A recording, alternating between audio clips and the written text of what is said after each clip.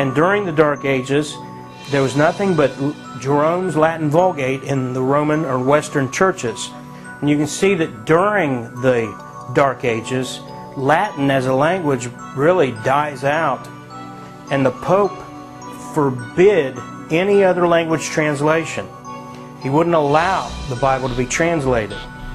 But the Pope kills millions for owning Bibles in their own language. You can read about this in Fox's Book of Martyrs or other church histories that are accurate. The Pilgrim Church by a man named Broadbent is another resource. Peter Ruckman's History of the New Testament Church. There are several resources where you can read about this, where Christians were caught by the Pope owning a Bible in their own language. They would be burned at the stake, and they would tie the Bible around their neck and burn the Bible with the person. And that's the kind of thing the Pope did to stomp out the efforts to get the Word of God in the language of the person reading it. As a result of the Pope's persecution of those who want the Word of God, no other language text Bibles show up during this Dark Age period until Erasmus and until Luther and until the new Bibles that came out in English prior to the King James 1611.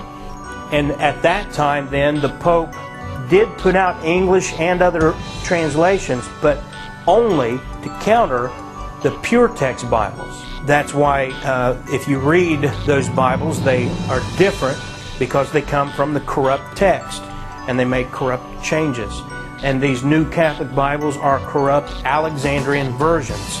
And we see up here that the new Catholic Bible during the time of the Reformation and right up before the translation of the King James was the Douay version, which came out in 1582 New Testament and 1610 the Old Testament and the New Testament were combined into one Bible.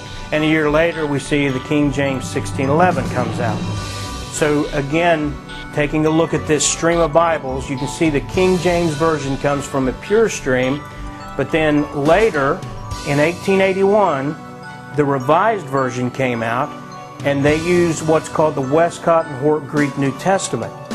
That New Testament was a switch from the Erasmus Greek New Testament, but Westcott and Hort in 1881 came out with what's called the Revised Version English Bible in England, and it was based on this Westcott and Hort Greek New Testament.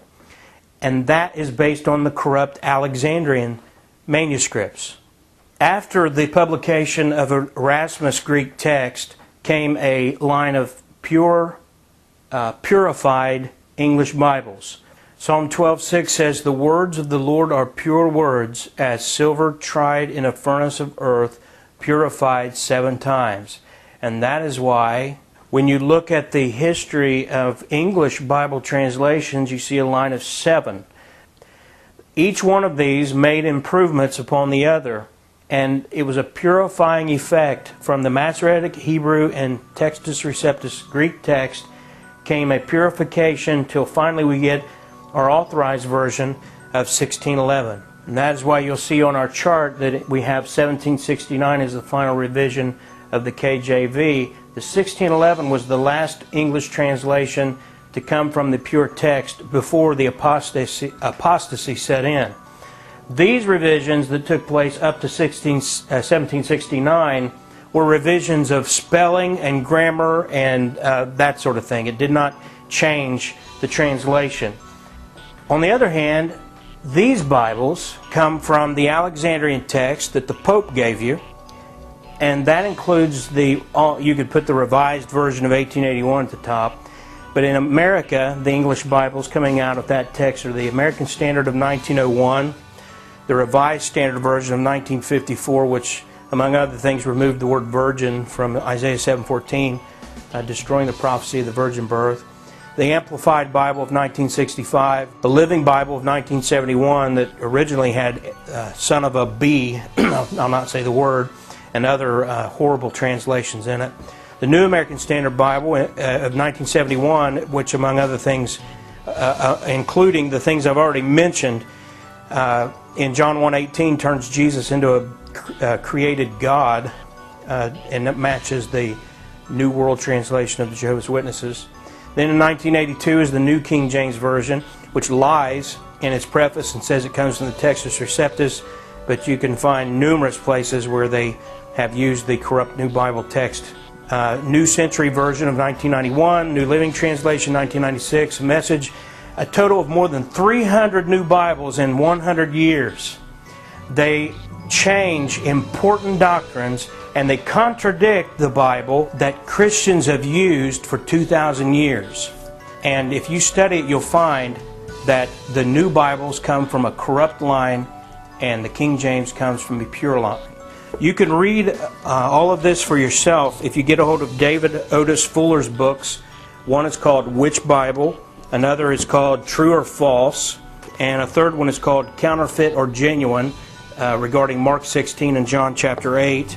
We also highly recommend a couple other books. One, Manuscript Evidence by Peter S. Ruckman, and one that I just finished reading, Forever Settled by Jack Mormon. We believe that God has kept His Word pure, and we believe verse 7, Thou shalt keep them, O Lord, Thou shalt preserve them from this generation forever. Preserve what? His pure words. Authorized King James Version.